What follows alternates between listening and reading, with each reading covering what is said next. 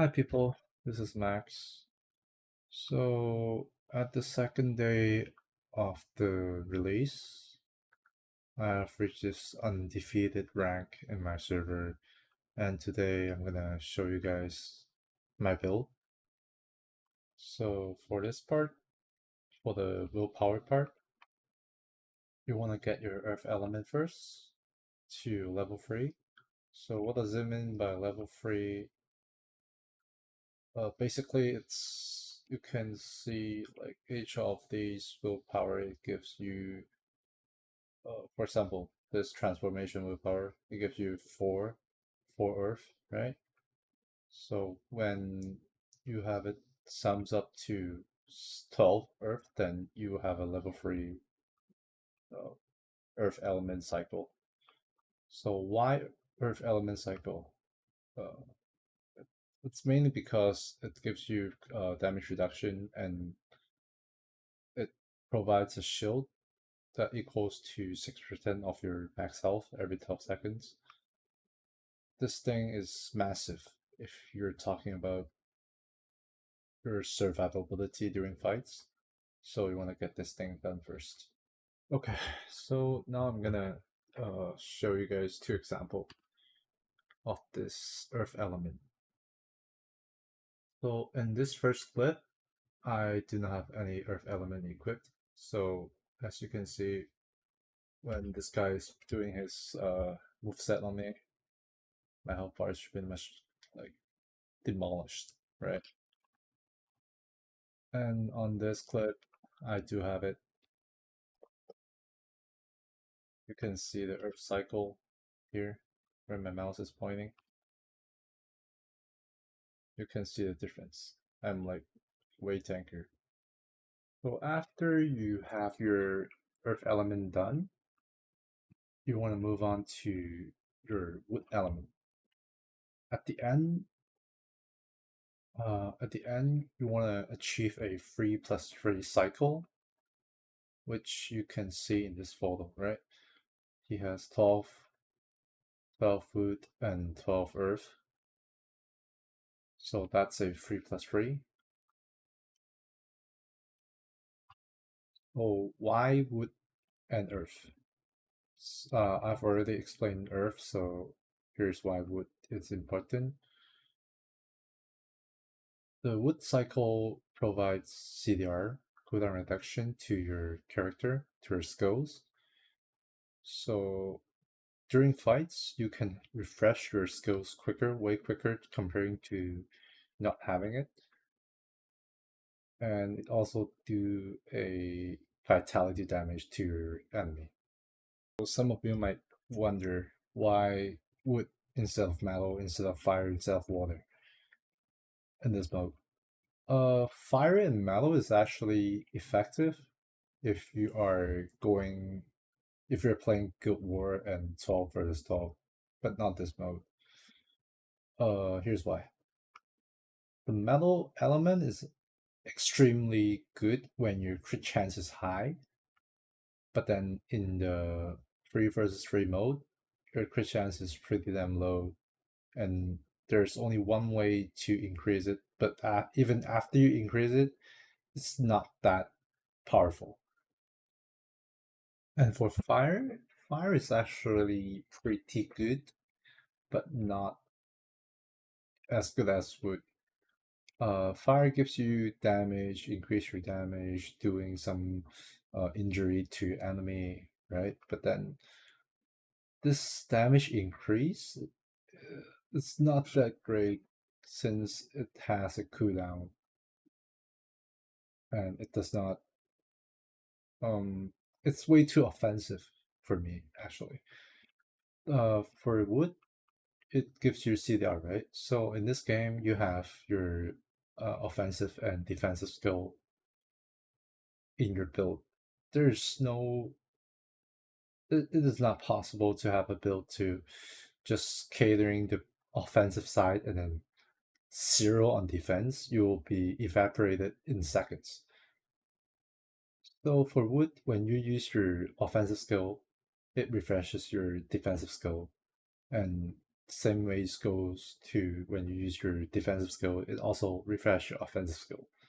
So in that way, you can attack and defense way quicker, way effective, way more effective when comparing to fire. Fire is just straight up going offensive and no defense. So let's look into water.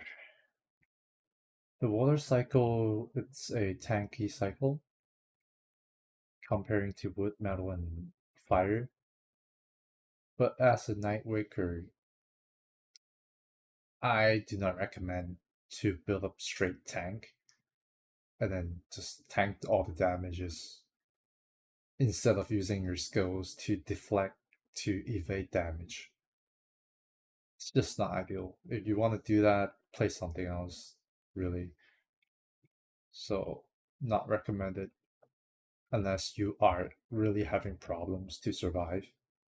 Then you can probably consider to build up a water and earth build. It is actually uh, viable, but then again, as a Nightwaker, I don't want to do that. Let's move on to traits. At this point, many of your traits are still locked until when? Until level 60, right? But then it's a good idea to understand which traits it's useful and which is not, so you won't get the incorrect trait.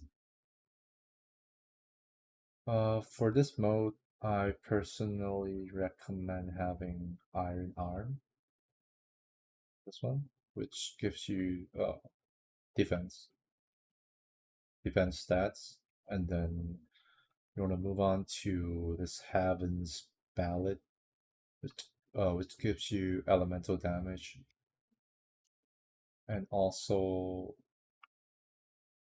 this Soul Devouring Goo, which gives you crit damage. So at the end, your build will look like this. You will have 5 trait slots in total, I believe it is. And this is the ones that you want to be equipping for now.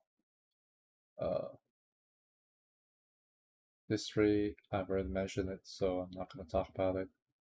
The Blade Intent trait, which is a default trait we Nightwaker have, so you don't have to lock it. And this Misty Chant, you will get it from your mastery training. So how do you get this? You simply goes here. Once you travel to it, there's a guy you can talk to, and then you complete the mastery training, and you get this trait. Guy, this guy you have to talk to, and then you'll engage in the training, and then yeah, just do it. Okay, let's look into your skills, your abilities. For now, just use these 5. I'll have a video coming probably tomorrow explaining how to use them effectively.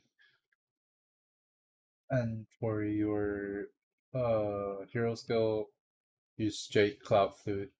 This skill is going to be viable for around 7 months until something better is that would replace it.